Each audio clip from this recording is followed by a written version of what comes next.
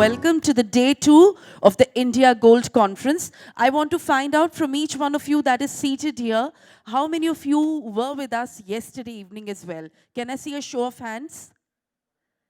So we did have a great night yesterday, and we hope to continue and make it better tonight. But before we reach the evening, we still have a whole day's business. And in order to begin that, can we start with a bit of warm-up? So I want each one of you to please raise your one hand up in the air, whichever hand you favor. Let me see your hand up. So if you're left-handed, you'd put your left hand up. If you're right-handed, you'd put your right hand up. Very nice. Now in the next step of this, that's quick, sir. Still keep it up. In the next step of this exercise, can I ask you to please rotate your hands? Don't keep it on your neighbor's shoulder, too early for a massage. And now on the next step, I want to see your smartphones in your hands, please. Now this is going to be, of course, the toughest exercise of the day, but let's put our phones on the silent mode. And once we've done that, let me share with you a couple of things which are good to know and great to remember. Ladies and gentlemen, all the presentations that have been made yesterday and that shall be made through the day today will be uploaded on the goldconference.in website within the next 1 week. So sit back, enjoy the presentations, engage with the speakers. Don't bother taking pictures or taking notes. You will get all of these presentations live on the website. We also hope that you have received in your email on the Hubilo app. This app will help you connect with all the exhibitors, conference and fellow delegates virtually as well. You can also post your questions in the chat box of the Hubilo app. And you can also participate in the lucky draw. There's a lucky draw there. If you have not received information about the app that I'm talking about, whenever you step out for a bio break, please contact the registration desk and they will help you uploading this app and registering on it. Having said this, in a short while, as we start with our inaugural session for the conference, this right now is a great opportunity to acknowledge and thank each one of our sponsors for the conference, who've made it easy and made it possible for us to give you a great experience yet again. So just one simple request, as I name and call out our sponsors, can we make some noise and can we please give them some applause? Starting with, can we give a huge round of applause to our title sponsor? Let's hear it for MMTC PAMP, everyone. Let's make some noise. A big thank you going out to our platinum sponsor, Kundan Group. Thank you. Powered by Sam Precious Metals, commodities partner, MCX, our diamond sponsor, IGR Awesome, gold sponsor, World Gold Council, Al Etihad and Bright Gold, our refinery partner, Sovereign Metals Limited, our global refinery partner is Rand Refinery. Awards night gala dinner sponsor last evening was Ariplatus and Shriji. Our large bar partner last evening was Crustwet Met. Our gala theme dinner, which is happening tonight, shall be brought to you by StoneX. Let them hear the applause. The menu is still being decided. Thank you. Everyone, trusted purity partner, Caps Gold. Our bullion partner is Amrapali Gujarat. The lanyard sponsors are JP Morgan. Anti-counterfeit partner is Certilin. Secure logistic partner is Sequel Global Precious Logistics. Our preferred dealer partners are DP Gold. Derivatives partner are BSC, Experience the New. Free zone partner, Brinks Global Services. Good delivery partner, Augmont Gold for All. Our lunch sponsor is Parker Precious Metals LLP. That was yesterday afternoon. Our lunch today shall be brought to us by Shiv Sahai and Sons India Private Limited. Our exchange partner is NSC. The delegate kits are brought to you by Fisher. Our classic sponsors are Prashant Silver Handicraft, P.N. Gadgil and Sons, SLN Bullion, Refinitiv, Diamond India Limited. Our networking break sponsors are AMS Bullion. Research partner is IGPC and IIMA.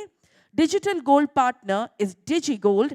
Our strategic partners are the Jewelers and Diamond Traders Association of Madras. Our supporting bodies for the India Gold Conference are SBMA, Ghana National Association of Small Scale Miners, the Coimbatore Jewelers Association, the Chamber of Bullion Traders Ghana. Our information partners are Metals Focus, and media partner are Bullion World. Combined, can I ask you to please put your hands together for one final round of applause for all of our sponsors for their support. And everyone, with this, we are ready for the inaugural session of the conference. It's time for me to start inviting our very special esteemed guests right here in the front row. And जिस तरह से हमारे देश की प्रथा है, किसी भी शुभ कार्य की शुरुआत होती है मंगल दीप के प्रज्वलन से. So we shall be starting this morning with the lighting of the inaugural lamp. Starting with, we'd like to start inviting our guests up here on the stage. Please put your hands up as we invite Mr. Ahmed bin Sulayem, the Executive Chairman of DMCC and our guest of honor this morning. Also inviting others to please escort him, Mr. Kamlesh Sharma, GMN Head, Precious Metals Department, IFSCA. Mr. Prithviraj Kothari, National President, IBJA. Mr. Vikas Singh, MD and CEO, MMTC PAMP India Private Limited.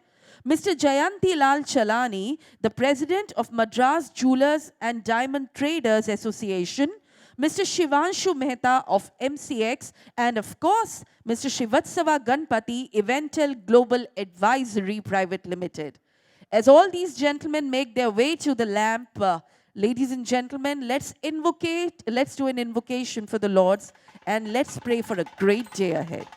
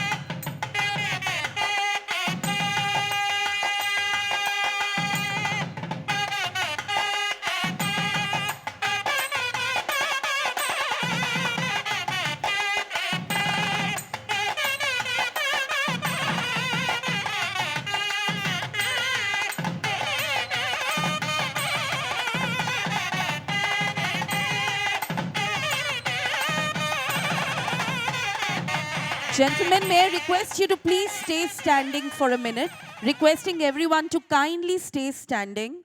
Ladies and gentlemen, everyone in the audience, they say when in Rome, do as Romans do. While we are in the great Tamil Nadu, we can't do as Tamils do, but we can surely pray like them, requesting everyone to please stand up as we play a beautiful Tamil prayer. And as we play this prayer for a minute, requesting everyone to close your eyes and ask for your best wishes. Ladies and gentlemen, this is the Tamil Thai Valtu.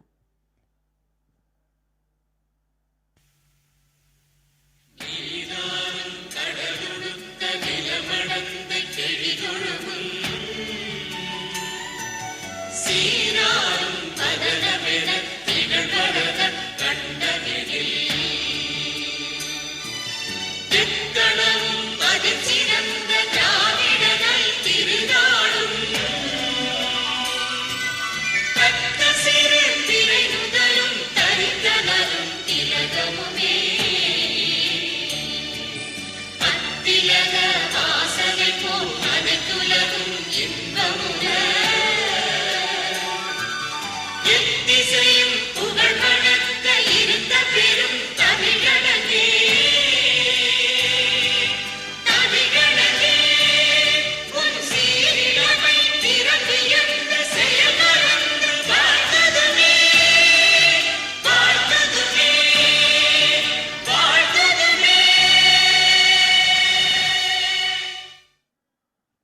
Thank you.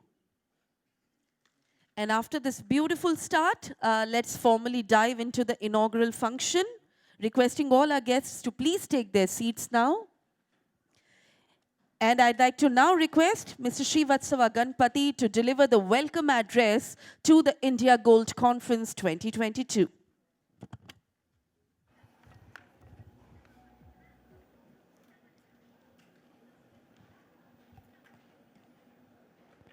எல்லோருக்கும் வணக்கம்.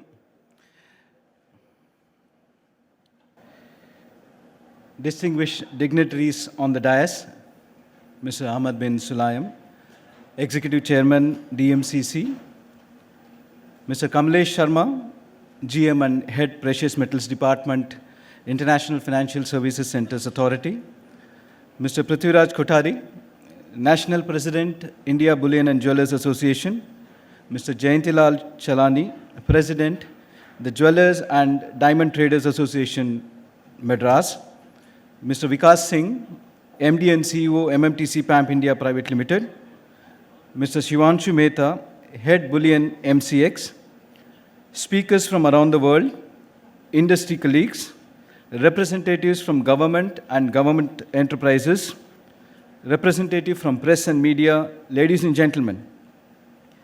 A warm welcome to all of you to the India Gold Conference 2022, organized by Evental Global Advisory Private Limited and presented by India Bullion and Jewellers Association. Indian bullion market has witnessed several path-breaking initiatives in recent times. Creation of institutions such as India International Bullion Exchange and the domestic spot gold exchange holds huge promise to transform the bullion markets and the entire supply chain along with itself. Likewise, the concessions given to bullion and jewelry sector under the India-UAE SEPA agreement have resulted in huge positivity among the industry participants about the growth potential of this sector, notwithstanding the recent custom duty increase. The huge gathering of over 500 people amongst us today is a testimony of the same. Mr. Ahmad bin Sulayam was at 2011 edition of India Gold Conference at Kovalam, Kerala. Sir, it is indeed a pleasure to have you here amidst us as the guest of honor for today after 11 years. A lot has changed in the bullion market and industry in UAE as well as in India since 2011.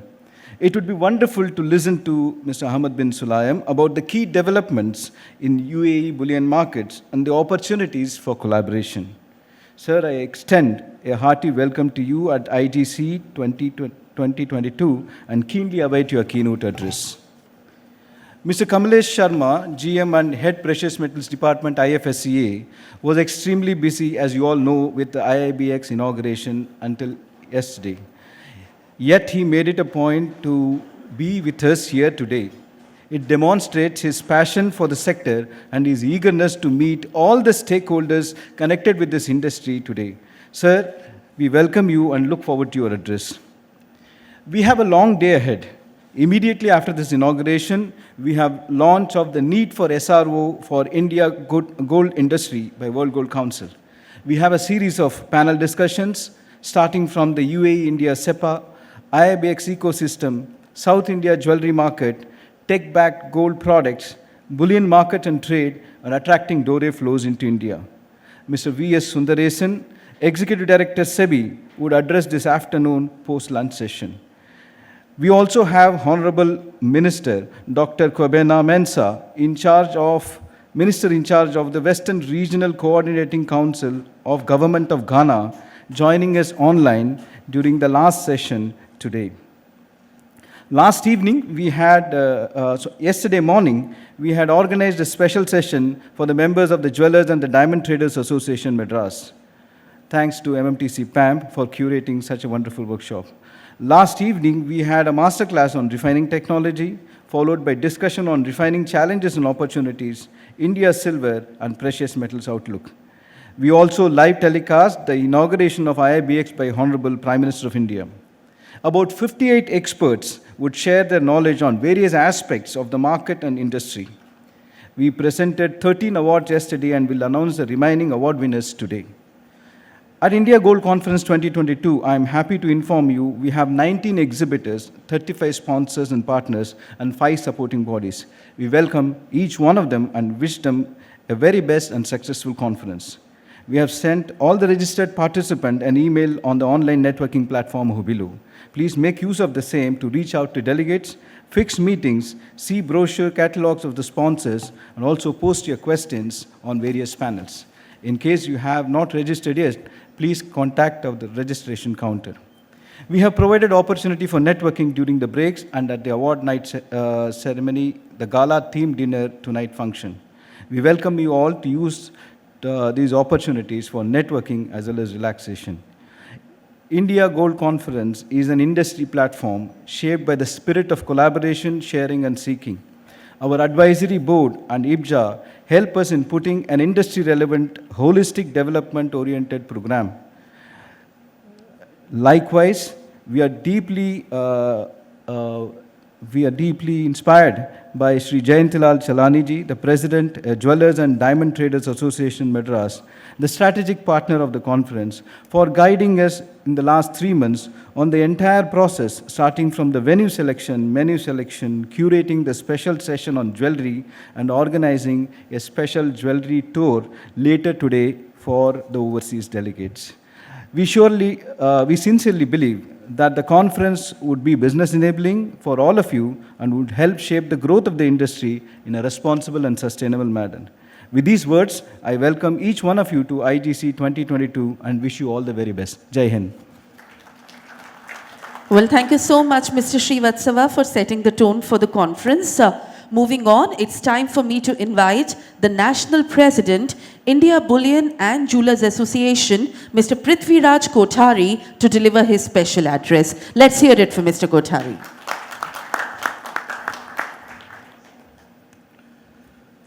Very good morning, Jai Jinendra.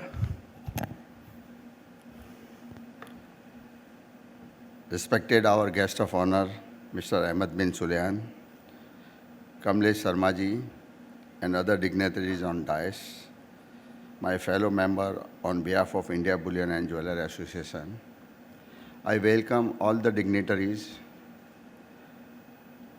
delegates of India Gold Conference 2022.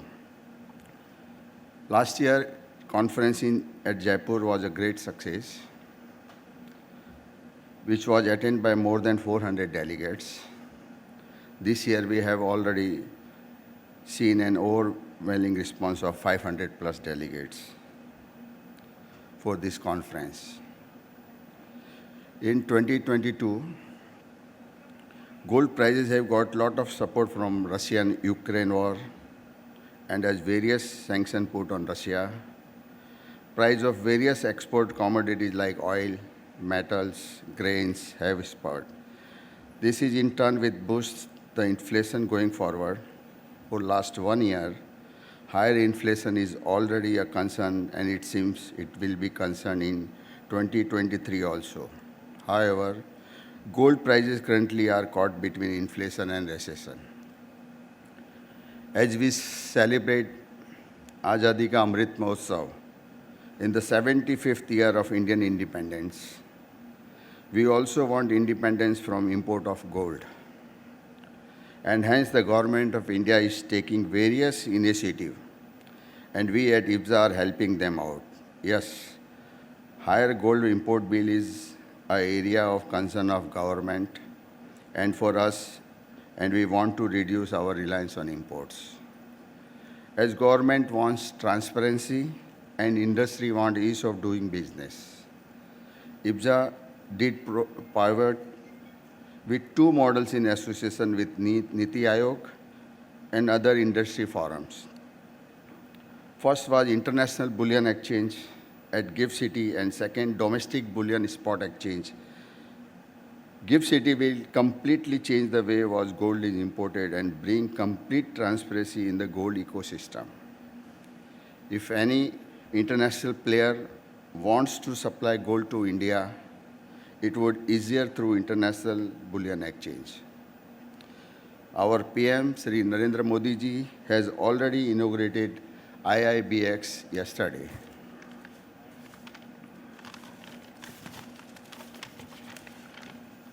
Moreover, talking about domestic spot exchange, it will change the way India buys gold EGR, electronic gold receipt. It is one of its kind product in the world. EGR turns gold into security for a perpetual period. The benefit would be that investor will participate, redemptions will happen, and at the same time, financing would also be possible.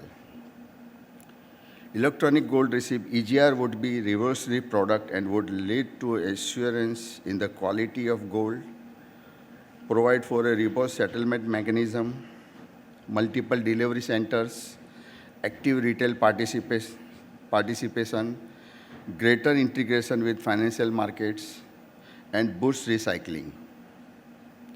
Spot exchange would also give a flip up to the gold monetization efforts of the government through transparency and standardization of the gold market.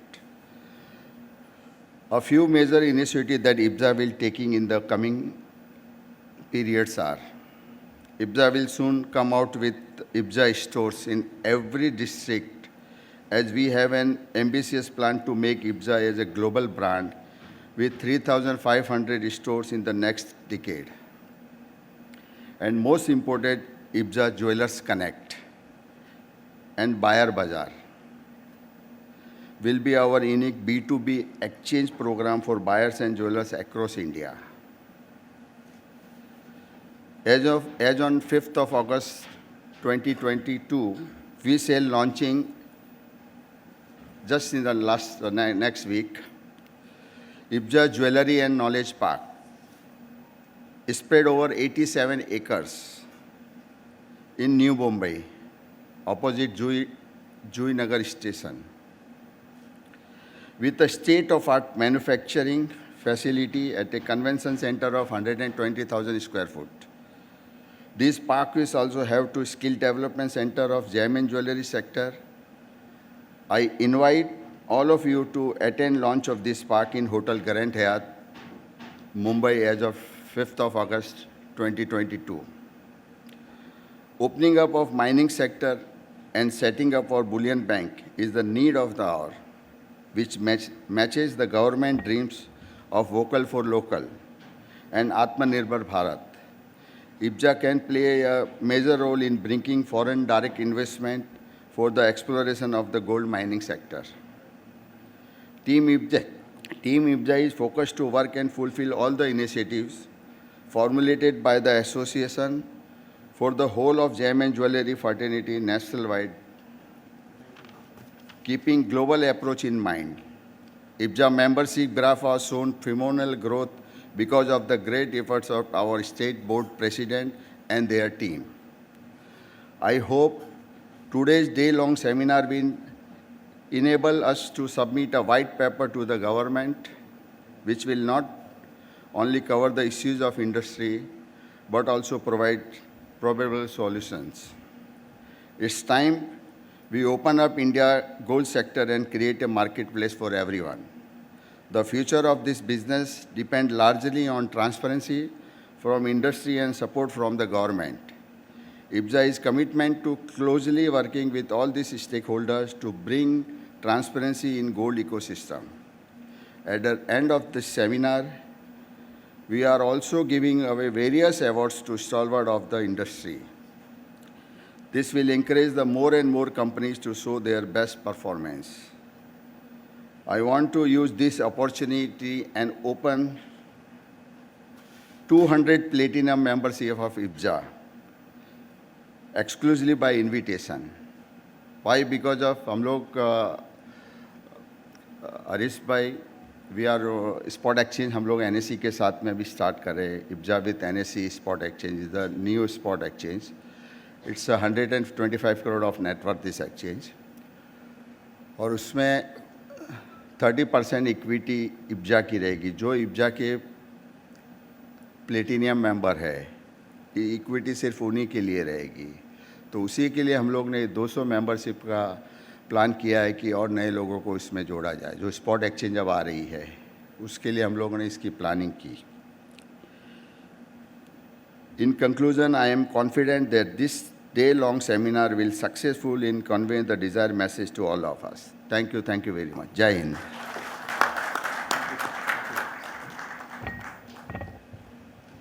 Well, thank you so much, Mr. Kothari, for listing out the activities, programs, and initiatives of IBJA. Really inspiring to hear. And also your expectations of the conference today. I'm sure each one of those will be met. Ladies and gentlemen, before I invite our next speaker onto the podium, let me talk a bit about the organization that he belongs to. MMTC PAMP is also the title sponsor of the India Gold Conference platform for the last several years, and the support has been most important and critical to the conference. But not only that, MMTC PAMP is the largest refiner and bullion seller in India and the only refiner with London Good Delivery accreditation for both gold and silver in India.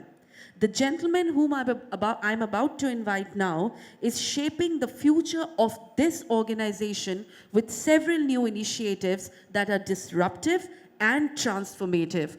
Please give a resounding round of applause to the Managing Director and CEO of MMTC PAMP, Mr. Vikas Singh.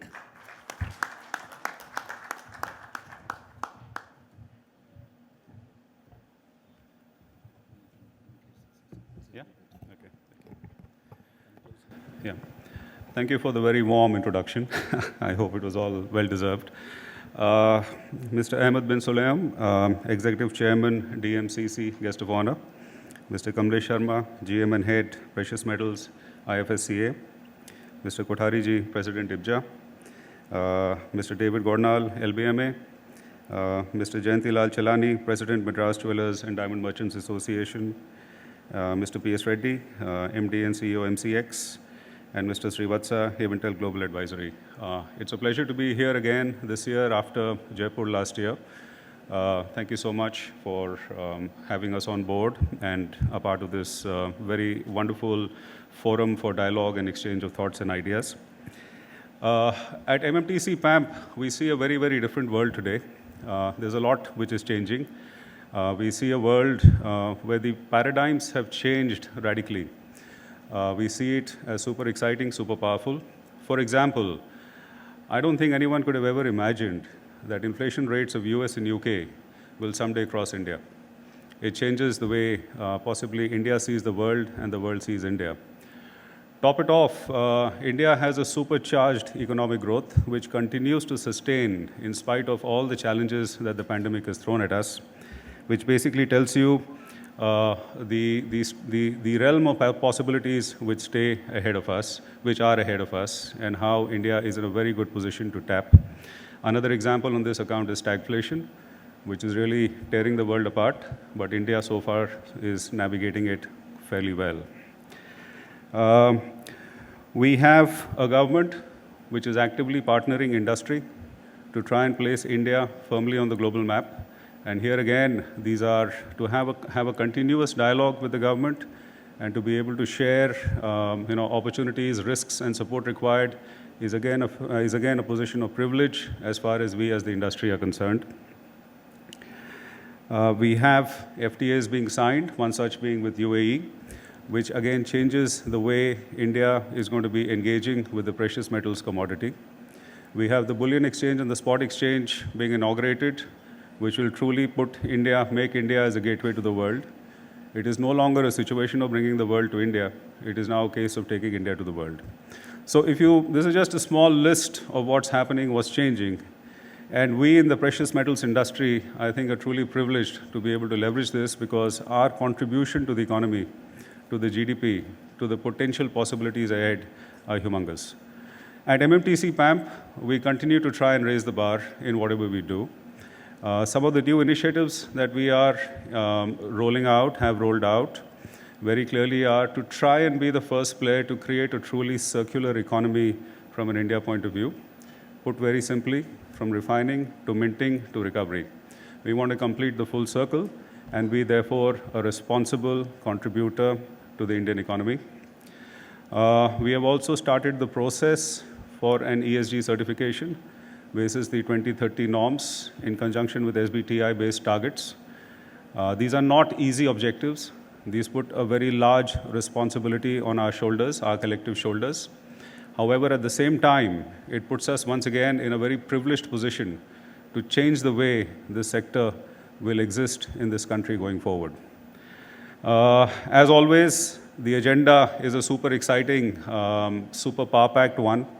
The topics have been very well chosen. Some are the usual that we look forward to. Some could be relatively controversial, but I'm sure they're going to basically stir a lot of debate and dialogue. And we as a team look forward to be a part of that, engaging with each and every one of you to try and see how can we help collectively build a stronger business, a stronger sector, and most importantly, a stronger nation. Thank you very much.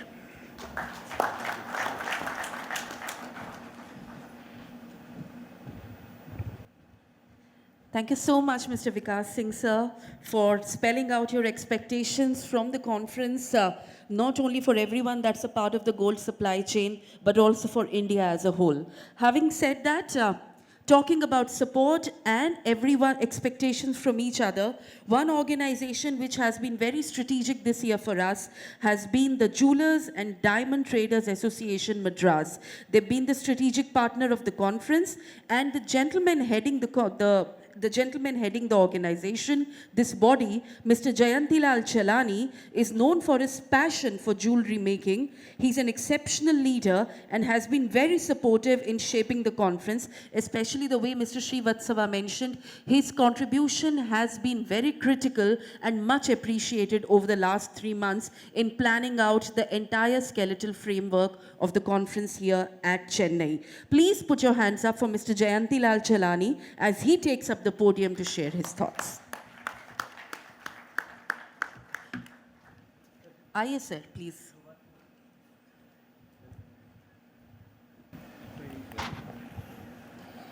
Thank you good morning all यहाँ पे पधारे हुए सब महानुभाव हैं of the DISE और on the DISE सबको मैं वेलकम कर रहा हूँ। ये हमारा होम सिटी है, इसमें आप लोग पधारे हैं। हम लोग को मतलब बहुत अच्छा लग रहा है कि भाई चेन्नई में ऐसा हो रहा है। ये सब का इंडिया गोल्ड कॉन्फ्रेंस का जो भी पदाधिकारी होंगे उनको मैं धन्यवाद देता हूँ। ऐसे बार बार करते रहे और साउथ को एकदम गोल्ड का हब और भी मजबूत बनाए। Thank you very much.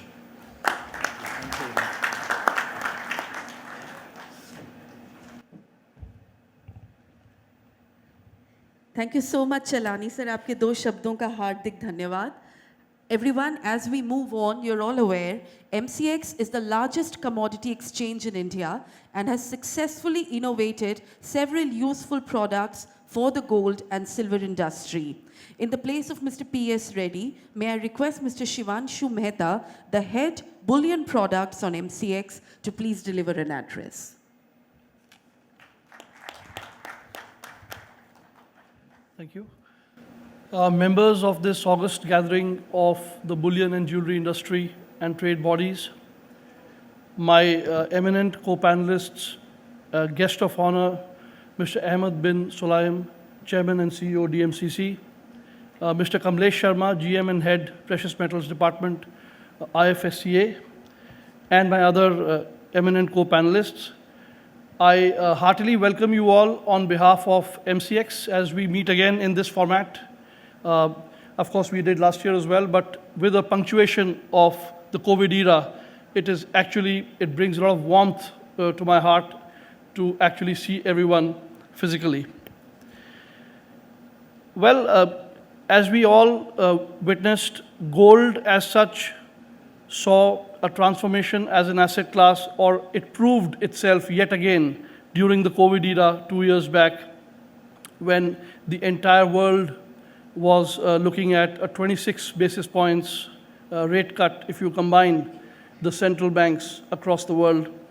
And we saw what followed due to the COVID rise globally, how the economies suffered, and how gold and also silver continued to perform their role or their pictorial promise as they always have done. Having said that, and as Vikas paraphrased some time back, I think gold as an asset class looks set to perform Yet again, of course, the environment is different. And as we pointed out, the perfect storm may be ahead of us in terms of the inflationary and the macroeconomic effects of the inflationary trends which are being seen across the globe. When it comes to India, the gems and jewelry sector as such is a very important tenet or pillar of the Indian economy, contributing 7% to the nation's GDP and 15% to its merchandise export. Well, having said that, this sector as such has been organized to various degrees and has been seeing a progress towards further organization under the government's focus on this segment, and also the regulatory impetus provided by the SEBI as well as the IFSCA in recent times, which has been unprecedented. As a market leader, and before that, as an MII and an SRO, and with an exchange which has over 99% market share of the bullion derivatives, including options on futures and indices, we consider it incumbent upon us to continuously innovate, to continuously bring products based on our liquidity and order books and our secular participation of hedgers, jobbers, arbitragers, speculators, and traders, such products that actually serve the entire risk management needs of this industry, that provide quality assured products with no counterparty risk, and more importantly, a platform which provides a nationwide domestic price benchmark to the Indian context, prices which provide a three-way cover as we cover all the variables which this industry faces day to day, which is the custom duty tariff changes, the currency changes, the international gold price changes, and a true reflection, if I may say, of the ever-changing premia and discount in the spot markets of this country. Well, we have tried to contribute with innovative products in the recent past while offering you the world's one and only deliverable 1 gram contract in the world called Gold Petal. And it brings a tremendous warmth to my heart to share with you that that contract has delivered more than 61,000 1 gram coins since inception, which was in 2019, November. We also introduced a retail-based asset, which is a 1 gram silver deliverable format. And our contracts, which are based on that, have already seen 130 metric tons of silver being delivered in the 1 kg format alone. And this, when I paraphrase it as delivery since inception, we've seen 129 tons of gold and over 4,200 tons of silver being delivered via the MCX contracts over the years. As we grow further, we saw the launch of India's first gold and silver options on MCX in 2017. And in the month of May, a couple of months back, that is, the gold options hit their record turnover of more than 4,000 crores. Coming back to the changes ahead of us, which are coming thick and fast, and I praise the regulatory framework for that. One, the highlight among them all, is the IIBX, which we saw dedicated to the nation yesterday by the Honorable Prime Minister Shri Narendra Modi at Gift City. It was a truly electrifying atmosphere that we saw yesterday. A big hand of applause from everyone for that, please. On the regulatory front, I must praise the efforts which IFSCA has put in bringing the instruments which are required to create the fabric of this exchange very quickly and in a very, very focused way over the past 6 months to 1 year, which are the qualified jewelers framework. We could never imagine that we would have a situation where a canalized product, which has always been looked at as importable via banks, actually being imported into the country based on certain eligibility criteria by jewelers who actually need that gold the most directly. We, on our part, as part of the consortium which is actually promoting this exchange with NSE, INX, CDSL, and NSDL, on the business front, our contribution has seen more than 60 qualified jewelers being registered there on the IIBX in this short span. And we hope that the entire Indian fraternity of jewelers will get access to a fair price discovery and an assured, quality assured gold, and an excellent, robust, and quick settlement cycle to boot, with the ease of electronic holding as well as physical conversion in the matter of a few hours. We are progressing towards that on the IIBX. On the domestic front, SEBI has been proactive on the spot segment, like which has been the desire of this industry for a long time, and has introduced or has announced and introduced the broad framework for the spot contract to be listed. We as an exchange realize that it's important for the industry to leverage various instruments on one platform so that they have better margin fungibility, they have lesser cost of compliances, and therefore we have decided to go ahead and launch the EGR as a contract on MCX to further add to the already liquid and successful contracts which our futures and options currently carry, as well as the indices. Having said that, EGR would lead to financialization of this asset class as it actually feeds an organized sector of this industry which will get a spot gold and which will actually not need to derive prices from other instruments, and India would actually end up discovering a daily spot price. The financialization of this asset class would also mean that funds like mutual funds and exchange traded funds would use this very comfortably as an underlying asset, leading to further secular participation and creating gold as an asset class across the country. So with a host of such changes, we are poised and we resolve our commitment to this industry. We reinforce it further here, and we will continue to support whatever requirements that this industry has when it comes to using the exchange platforms. At this note, I will end my discussion and wish this conference the very best ahead. Thank you.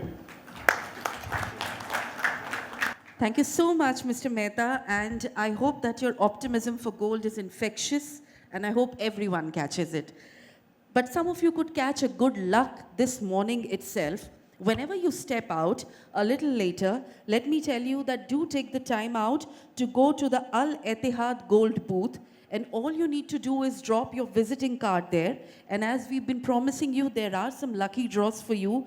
The Al Etihad Gold booth, where you drop your card, you might get a chance to win a 1 ounce of gold minted bar, and the draw will be held on 30th July, right after the inaugural session. And this is the session. So right after this, we shall do a lucky draw of that. I hope, how many of you have already dropped your cards at Al Etihad booth? Well, I don't think there's any stiff competition for you, sir. So everyone, for each one of you, your time starts now. Whenever you step out, kindly do that. But right now, please be here with us, because the gentleman that I'm inviting up next, इनके बारे में जितना कहूँ कम है, क्योंकि इनमें इतना दम है. Yesterday, he was in the thick of action at Gift City, Gandhinagar, and today he's here with us. So you can imagine how busy he is, but at the same time, his priorities are quite clear. And today, as I invite him up here, let me tell you a little bit about the General Manager and Head Precious Metals Department for International Financial Services Centers Authority, IFSCA, Gift City, Gandhinagar, Mr. Kamlesh Sharma. A career central banker, he's working as a GM with IFSCA now since mid-October on a deputation from the Reserve Bank of India. Heading the Precious Metals Department, he has been involved with the development, infrastructure, and regulatory policy framework for building the bullion ecosystem around the newly launched IIBX. Apart from this, Mr. Sharma is jointly heading the Banking Regulation Division of IFSCA, formulating appropriate regulatory and supervisory framework for banking and related businesses in GIFT. Let me also tell you that Mr. Kamlesh Sharma is an MBA in Finance and is a Chartered Associate of Indian Institute of Banking and Finance. He also holds FRM certification from the GARP USA. During his 18 years of association with RBI, Mr. Kamlesh Sharma has worked in various areas such as foreign exchange and financial stability. A fun fact about him that a lot of you might not know, Mr. Kamlesh Sharma is a qualified cricket umpire on the BCCI panel since 1997, and he has officiated in 4 ICC Women's One-Day International matches and was a reserve umpire in the IPL 2010 edition. So there is one thing that you can be sure of, there is nothing that misses his eye or attention, whether it is a leg before wicket or the goal trends. Please put your hands up for Mr. Kamlesh Sharma.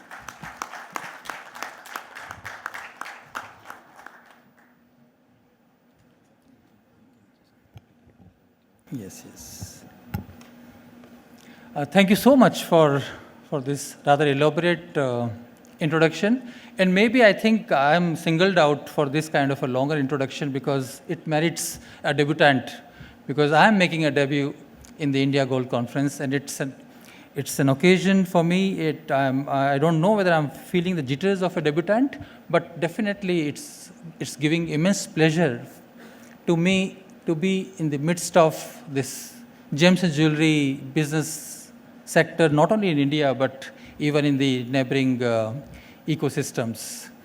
So I first of all, before even I greet the dignitaries on the dais, Mr. Ahmed bin Sulayem, the guest of honor, Mr. Prithviraj Kothari, the President IBGA, Mr. Vikas Singh, MD CEO MMTC PAMP, Mr. Jayantilal Chalani, the Madras Jewelers Diamond Association President, and Mr. Shivanshu Mehta from MCX.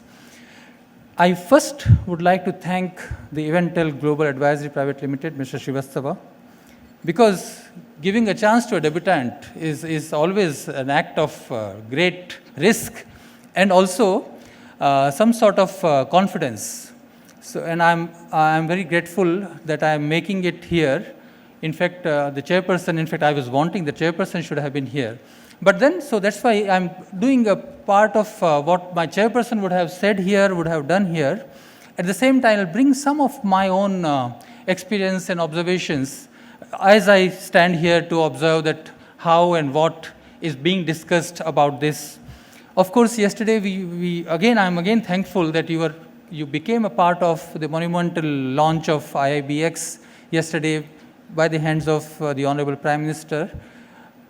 So that was the event, and the timing, the whole thing makes it special. Means it's special, at the same time it is also giving a lot of sense of responsibility in terms of how, once we are over with the song and dance and the fanfare, how do we make it work, how do we make it successful?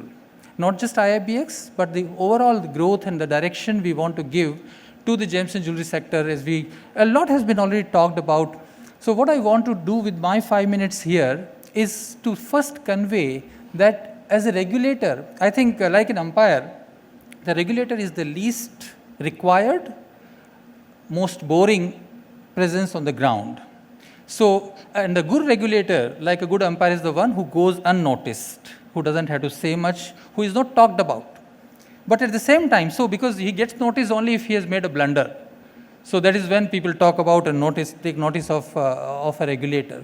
But at the same time, as someone who is making the law, or setting the rules, if not making the law, setting the rules of the game, maybe changing the rules of the game, and also supervising whether the game is being played within those rules, it is really important that the regulator understands the role, the limited role, and the distance it should be keeping with when the market is playing, when the players are doing their stuff, when they are showing their skills, the strategies are being played out. It's umpire should be, or the regulator should be jumping in only if the game is just getting chaotic, if the rules are being flouted maybe, and it is causing the risk to overall system, maybe the safety of the players also sometimes. So this is how I perhaps would like to relate, say, my little experience from the other fields of play. So at IFSCA, we have one advantage, apart from all the limitations for a new regulator trying to really establish or trying to create an overall kind of a financial system within India, but being an offshore jurisdiction and having been part of this banking regulation side, we do understand that it's very, very important for the regulator to understand the game also very quickly.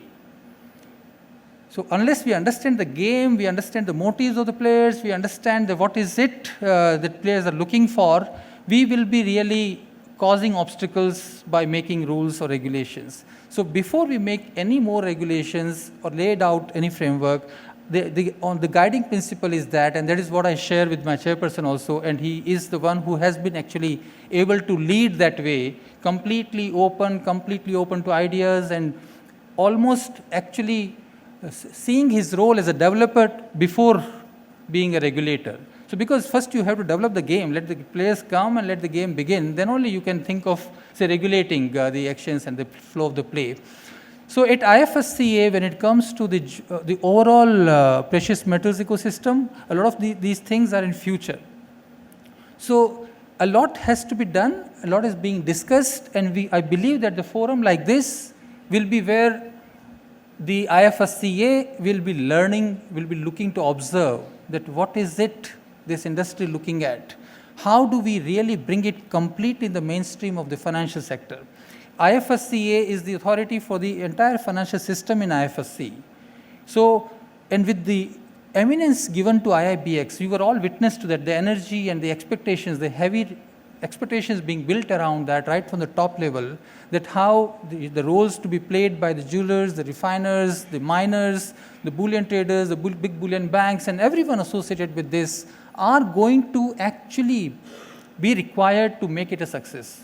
So we cannot afford to miss any single piece here when we are trying to give the final shape to the kind of regulatory framework. As you're all aware, because one of the consortium partners which has promoted IIBX is present, the MD and CEO IIBX will be here. There is a whole session on IIBX ecosystem. I don't want to dwell into that because I would rather use my time here to convey the sense that we are open to suggestions, we are open to, and we are really in a hurry. You may not be, but IFSCA is in a hurry to set things because we have to show results and we have to understand quickly. We have to understand quickly that what are the requirements here, what can be done within the overall, say, parameters of a regulatory framework. That is what we know that the world will be watching this, how IIBX progresses, how IFSCA is able to steer it. The domestic regulators will be looking at it. There is a lot of synergy possible between the BDR, EGR thing. So a lot is happening and everything is happening together. And I believe that things will take shape, a kind of firm shape in next year or so. We are not giving any more time horizon. So as of now, we begin with T0 contract at IIBX. This is again another reflection of that. Let's be very, very careful and let's take a calibrated approach when we are going to the market. So it's a T0 contract to begin with. So there is this Indian side to IIBX and this international side to IIBX. That is how we want that, because Mr. Singh was talking about this, that it's no longer just that let's let the whole world come to India, let's take India to the world also. So whichever we say that.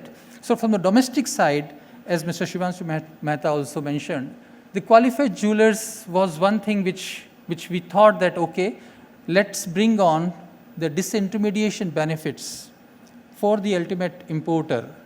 If we can brings those benefits to this community of qualified jewelers, we will see that how the exchange is helping. Actually, we understand that the bullion banks play their role because of the wholesale, because of the might, because of the experience and expertise in risk management side. We know that they are not going anywhere. In fact, the discussions are still on. I cannot be divulging more because I am on deputation from the Reserve Bank, but we are hopeful that these discussions will come in, that how Indian banks can now start getting into or testing the waters, at least if they are not so far been on the trading side. But whatever concerns Reserve Bank has for the overall economy, maybe these are not the times when you are talking of the risks. But this import side, because there was a mention that Mr. Kothari also mentioned that yes, on the current account deficit side, yes, we know the Government of India and the Reserve Bank, they keep looking at these numbers, and gold becomes the first target that, okay, this is one import we can cut down. And this debate has continued for some time. I have been witness to a few of those debates internally within the Reserve Bank also, and whether the policy can actually enforce some sort of a discipline in the masses, that why should people lower the middle class, poor people, why should they be buying so much of gold? But then, as Mr. Mehta again told, that this pandemic time actually established the importance gold plays, because a lot of people could survive. The banks were able to give loans against that gold security. So in the hinterlands everywhere. So I don't think gold is going anywhere.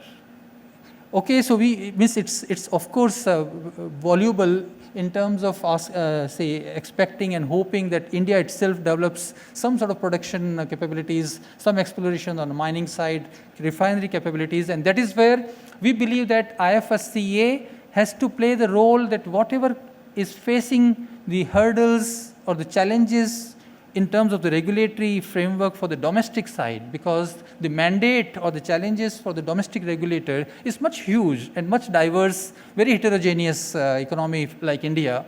So they will have certain regulatory, what I should say, limitations, in the sense that they cannot allow a lot of the products, a lot of transactions, and they cannot open up as much. But we in IFSC, and being the regulator, IFSCA can afford to do that little experimentation.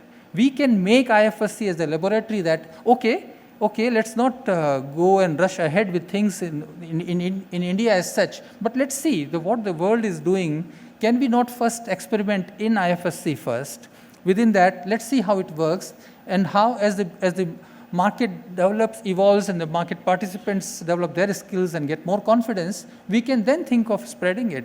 Because then the scale of the huge, humongous economies of scale, and the big economy, big fast-growing economy like India, and suddenly all those benefits scaled up, they just explode. That is what we are hoping for in the best-case scenario. So as a T0 contract from the domestic side, it is the qualified jewelers. We actually brought out a framework even before we sat down about what will be the remittance structures, how the Reserve Bank will see, how we will choose, and how the AD banks will say, and how the exchange mechanism will ensure that the dollar which is being purchased by giving rupee in India, and I'm emphasizing that because Reserve Bank just a year back, less than a year back, was actually sitting at 650, 642 billion US dollars forex reserves. But then when you are trying to manage the exchange risk and the volatility, not the exchange risk itself, but the volatility, then this forex comfort, that cushion becomes very important. So every dollar that is going out means is being watched, that okay, means is it the best optimum use of that dollar? So for an economy like India, so with all the growth, all right, but then we cannot afford to really go wrong on bigger macroeconomic considerations.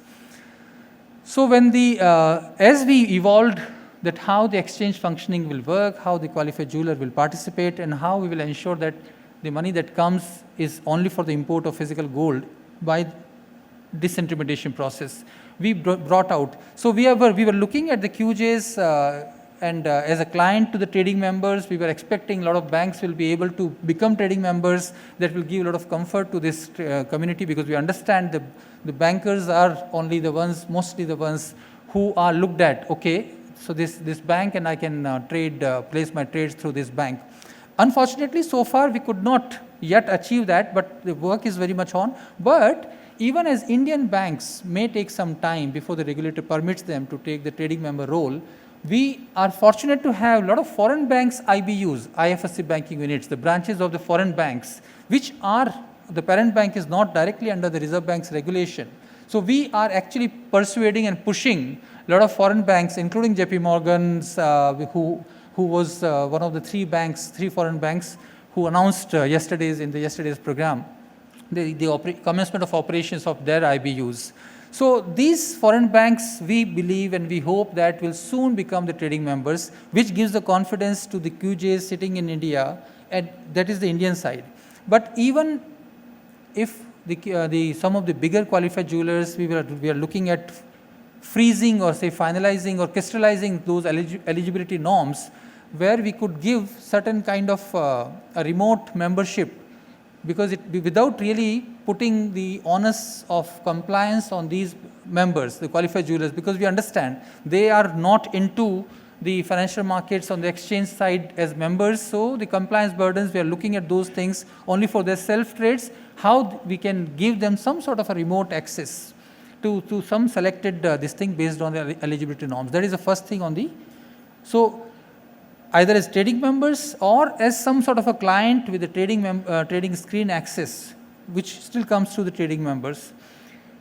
We also have got now the professional clearing members as banks. So one of the Indian banks is already, it has been permitted. So the Reserve Bank brought out the circular in June itself, where the Indian banks IBUs could become the professional clearing members before, of course, RBI permits them to become a full-fledged trading cum clearing members. So PCM status, professional clearing members, so the trades can be definitely cleared through banks already. We hope that in coming weeks or months, we will have at least quite a few, means I am not giving a number yet, but most of the big banks, all the Indian banks definitely, most of the Indian banks will be looking to get the professional clearing membership on IIBX.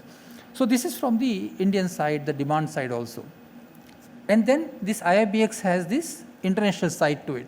And that is where we look at the bullion traders, the supplier banks, the refiners, and we are now looking to really rope in or enlist them to participate straight away. How they can see, we are trying to see how we can facilitate or enable their participation on IIBX as early as possible. Similarly, just because we don't have yet, as on date, as I stand and speak here, we don't have many banks as showing up in the list of trading members. Very soon that may change, because we are really at it. So we are expecting that some of the foreign banks IBUs definitely need not wait for the RBI approvals, unlike their Indian counterparts. So that once that happens, but even before that, even on the supplier side, the selling side, if we could give some sort of a remote trading membership access, we are looking at that. We are also looking at, because with all this, with the firm eye, and to ensure that we are seen completely robust and unquestionable, uncompromising on the responsibility sourcing and other considerations, the ESG and other things. So this is where we are looking to really come out very soon, maybe not more than 2 weeks, we'll be coming out with further clarity, some sort of a SOP, which everybody can see that, okay, if I'm a qualified jeweler, I can do this, I can approach IIBX like this. If I'm a supplier, I'm a potential seller, how can either I can set up a shop as a trading member in IIBX, or even remotely. This is what is on the agenda. Next 2 weeks, or by the end of August, we will be coming out with the SOP. For the QJs, even the authorized dealer banks, although RBI circular is there, but our SOPs or the FAQs, some sort of more, say, greater clarity is what we are aiming for. So this is on the present T0 side, and how we want this to start happening. With the UAE SEPA thing happening, the TRQ, we will be looking at giving some sort of a qualified jeweler status only for the limited purpose of the UAE SEPA thing, even for the TRQ holders. What is the final shape it will take? That will also be covered in the SOPs and the guidelines which we are soon going to issue.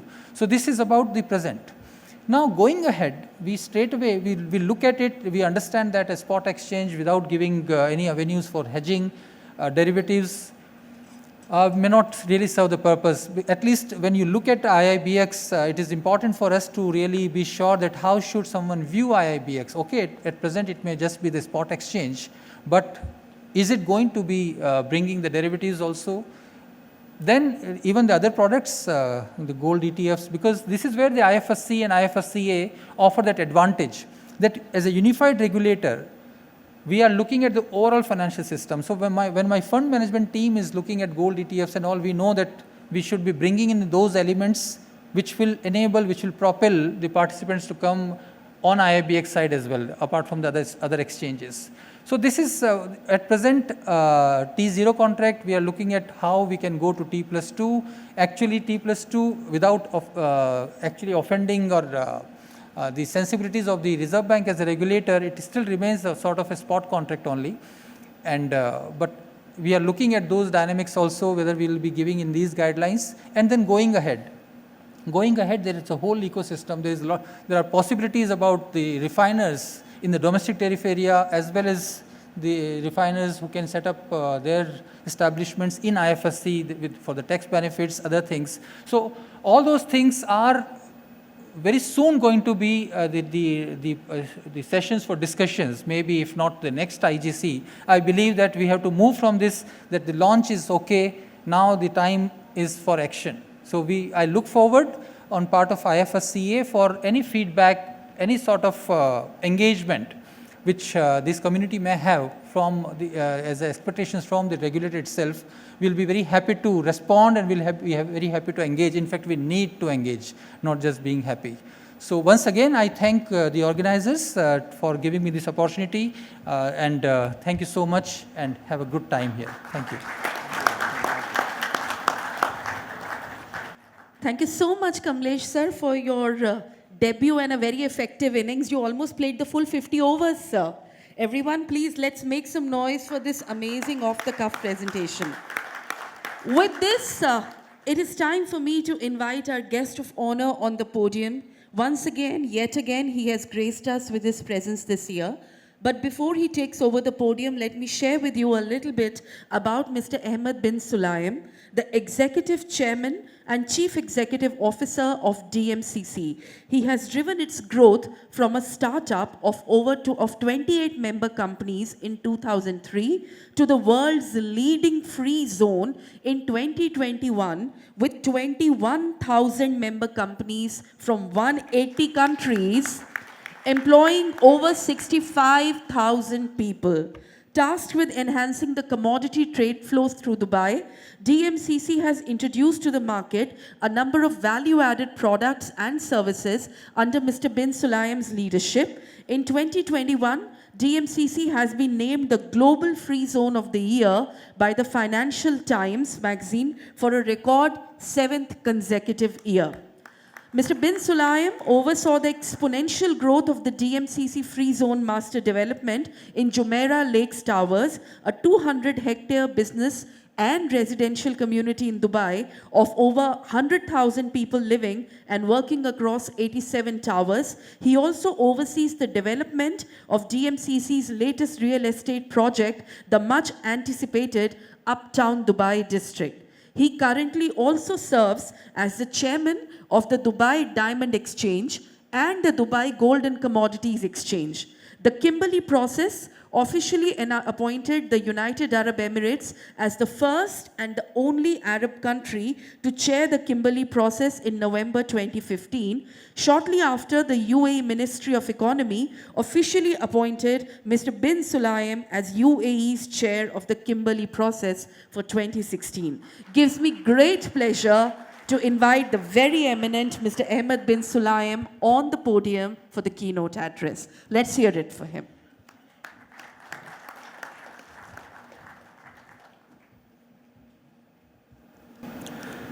Distinguished guests, ladies and gentlemen, a very good morning to you.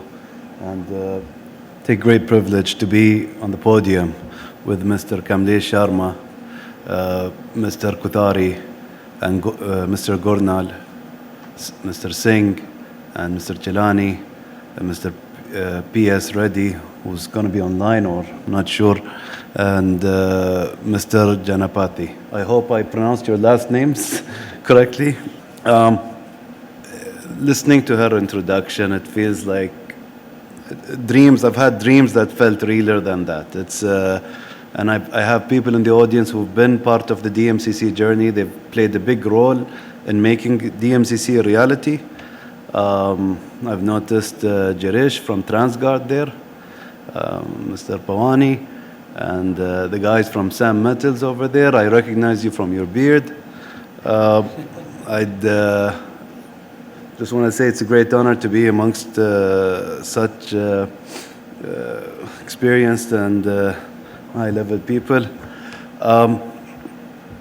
DMCC, when it was conceptualized, it was a gold initiative, gold and precious metals. We called it Dubai Precious,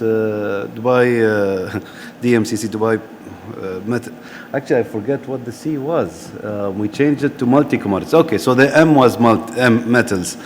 But we expanded, and pretty much in every single department of DMCC, there is a big involvement from the Indian community, whether that be technology, whether that be, I'm sorry, gentlemen, I know we worked on the speech, I'm not going to go through it. Whether that is gold, diamonds, colored stones, in pretty much every single sector, there has been the Indian community participating, educating me, and engaging.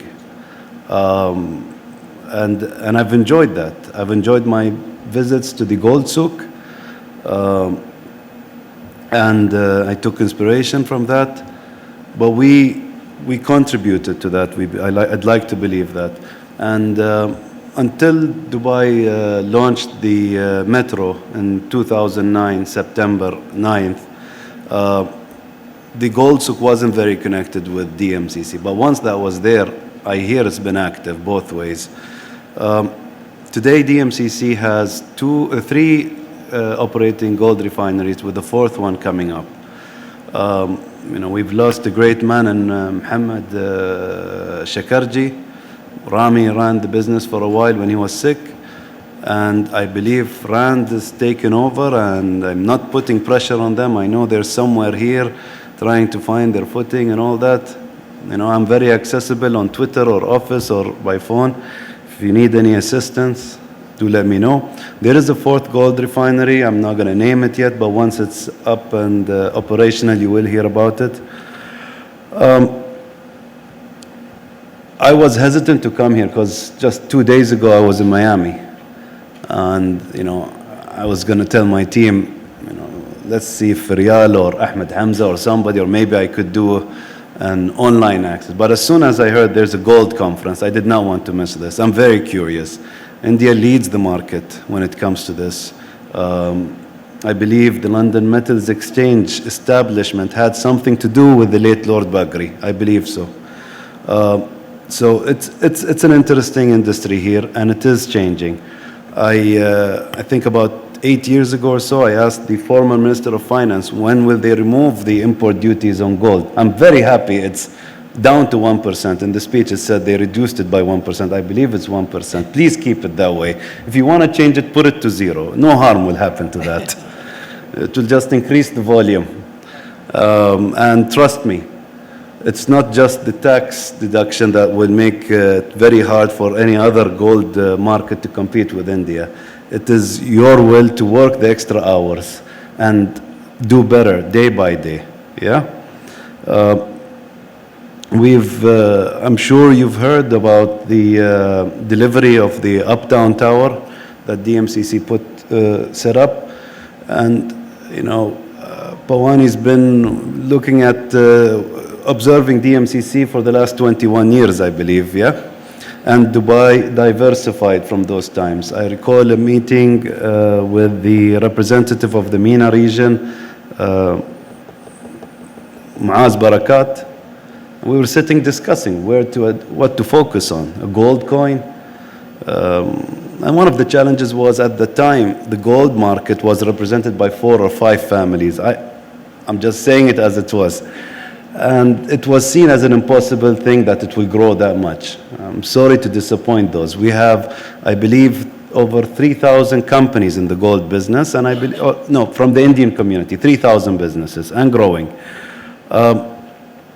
I know I've been distracted the past few years. She mentioned I chaired the Kimberley process. I wasn't expecting the ministry to appoint me. I was asking His Excellency Sultan Mansouri, when I get on stage that the UAE is taking over, who do I say? Someone from your side, the ambassador, and he sent me a message because of my disagreeableness I do speak up a little bit. He's like, you're the one, you know how to deal with this matter. So I'm like, okay, fine. And it was an experience that I learned a lot from. I traveled around a lot of the African countries. My focus was mostly there, but I did come to India. I think I visited, I came to Delhi after a workshop in Antwerp. In any case, the experience I went through is not very different from the challenges and opportunities that India faces, with difficult NGOs, with reasonable ones, etc. But it doesn't bother me, those experiences, because it built who we are today. These challenges, produce stronger generations, I believe. The agreement with India and UAE was just mentioned just now, and I think you're all well aware of it. I expect more steps forward. I mean, it was just about 4 or 5 years ago, Prime Minister Modi visited Abu Dhabi, and they unveiled a Hindu temple, I believe, at that time. And, it shocks me when I see a surprise reaction, whether that's on Twitter or things, because our reaction was, we've had a Hindu temple in Dubai before the establishment of the UAE. And I believe for like 5 or 6, I don't know, decades or more, the currency in the Gulf, or at least the UAE, was the Indian rupee, in Dubai at least. That's something I know.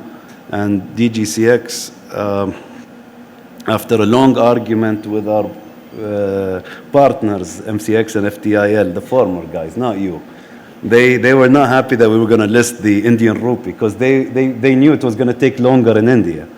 But we did it, and it was a success. And it brought a smile to my face that India also listed it, I think, 2 years or so afterwards.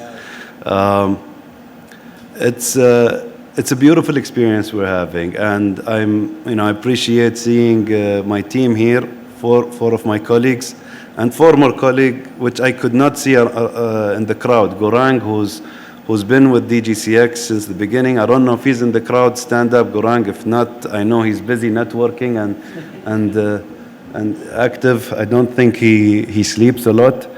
But he led DGCX the longest. I mean, Les was for a few years, and I don't know if it's going to be a curse or it's going to be a privilege, but I've taken the acting CEO position for DGCX for a short time. We have plans for it. A lot of the developments you will see on the exchange are technology related. I am going to put pressure on NASDAQ. We inherited, well, I don't know how to say it. We inherited NASDAQ, or NASDAQ inherited us by buying Cinnober, but I'm pretty excited with what they do. Some products they can't list in the US, but they do have it listed in the Canadian market. I would like to discuss with them opportunity to list products that would work here in Dubai and the MENA region. Some of the products I look for the exchanges, maybe in the future we might list Bitcoin futures, Ethereum futures. But what I'm mostly interested in during the breaks or something, I'd like to talk more about forward products with you and learn more about that.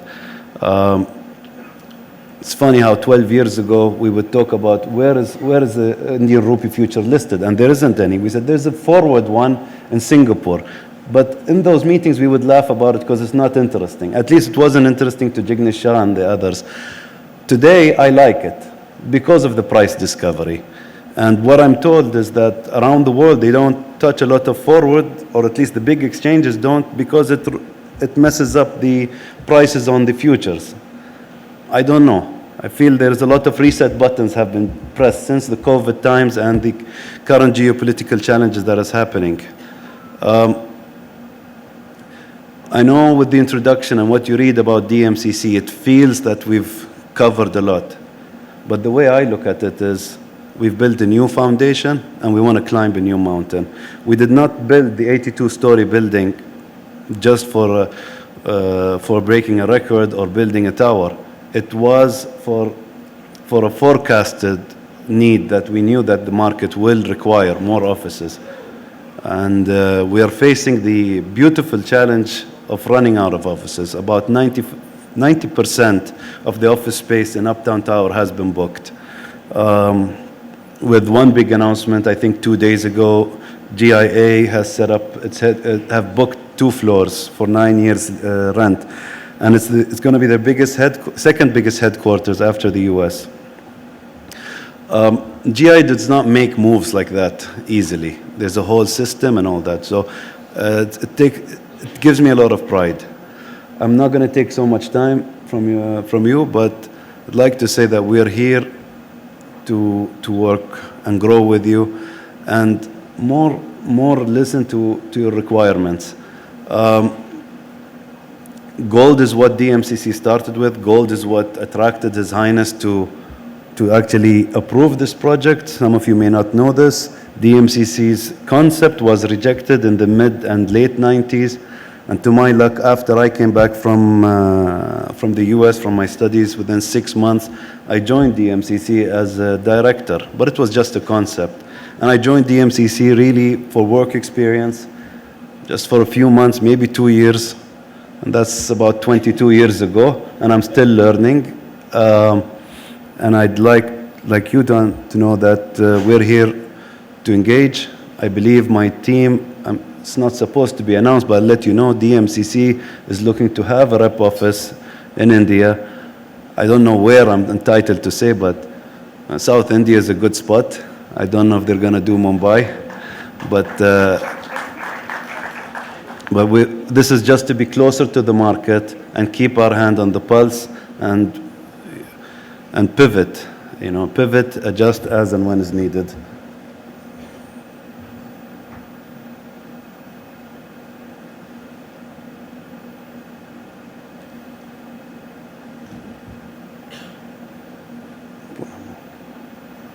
Who's Paloma? They want to correct something I say. Please, go ahead. It was not banned. It was Paloma Refinery has taken over. Oh, Paloma. Yeah. Okay, you're welcome, Rand Refinery, for the plug. It's Paloma. I don't know what was the story. When Rami mentioned, I heard Rand. I don't know the story. I don't know. I heard Rand for some reason. In any case, we have interesting products in DMCC. We fill gaps. So if there is something you feel that's missing in DMCC or within the UAE market, please do speak to us. We've established the predecessor to the UAE Good Delivery, the Dubai Good Delivery, as you know. And I did get a little bit involved towards the end before it became a federal one. I hate to say it, but I contributed to delisting one refinery somewhere within the UAE. I'm not going to mention it, but that's to protect that's to protect the industry in the end of the day. That's why members like to establish their businesses within DMCC. I was in Miami for treatment. I've had a few compressed discs, slip discs, etc. And in Miami, I had a few meetings. New Capital, which has a few former NFL stars, NBA stars, Dikembe Mutombo, Kyrie Irving, Ray Lewis, whose focus is in Africa. Dikembe Mutombo established a coffee company, but he's very interested in gold, supporting Congo, close friend of the President of Congo.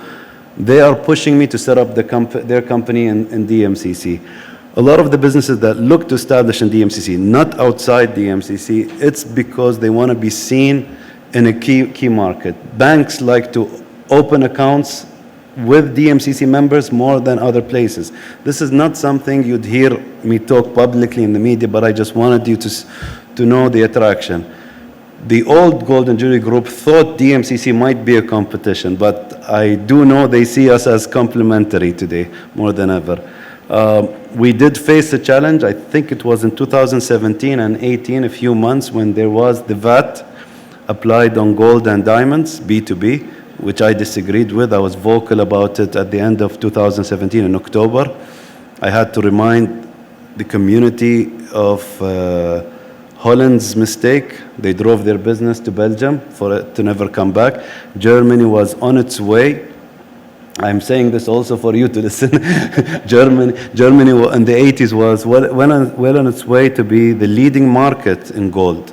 And they drove that business with the same mistake by introducing VAT and other taxes on B2B and drove it to Luxembourg and everywhere else. To my luck, Sheikh Mohammed, in April, I believe, or maybe beginning of May, announced a reversal on the B2B. That in itself attracted more businesses because they do know if a challenge comes up, whatever it may be, the UAE government and Dubai would move, would adjust, and faster than anyone expected. A lot of comments came from Europe was we did not think it would be fixed within a few months. They thought it might be like Thailand, that took about 12 years to remove taxes on pretty much everything, more than what the UAE has. They removed taxes from colored stones and pearls, I think lab-grown diamonds, I'm not sure, which are still taxed B2B in the UAE, and I'm pushing hard to remove those taxes.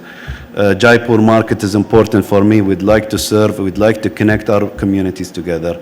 I've signed recently, I think it was 2 or 3 months ago, I signed an agreement with the Brooklyn Chamber of Commerce, who's been there, I think, more than 100 years.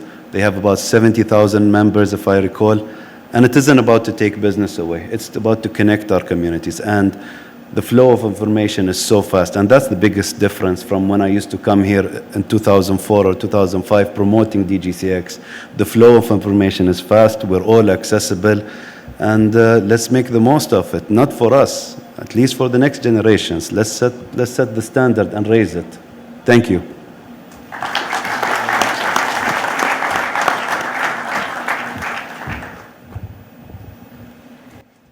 Shukran, sir, for your very candid address and for spilling some beans as well. Just goes to show how exclusive and how important the people in the audience are. With this, as we come to almost the conclusion of the inaugural session, it's time for us to say a big thank you to each one of our speakers up here who were gracing the stage thus far. And in order to present a memento to each one of our guests here, I would like to invite Mr. Prithviraj Kothari.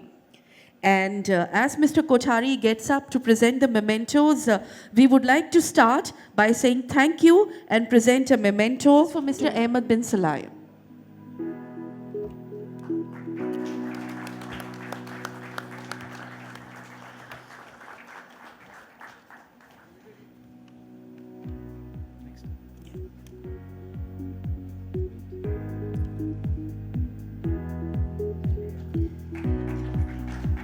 Well, sir, that's another king on his way to DMCC. Okay, moving on. A big thank you to Mr. Kamlesh Sharma, requesting Mr. Kothari to present a memento to Mr. Kamlesh Sharma.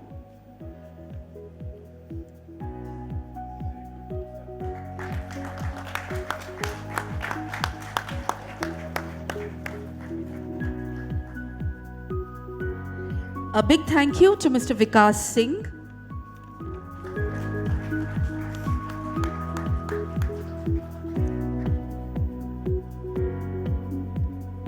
Jayantilal चलानी जी को कोटि कोटि धन्यवाद.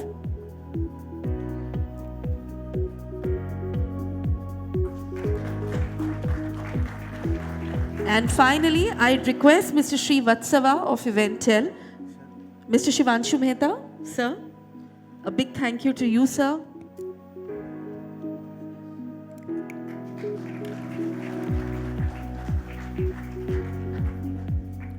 And finally, requesting Mr. Sri Vatsava to present a memento to Mr. Prithviraj Kothari.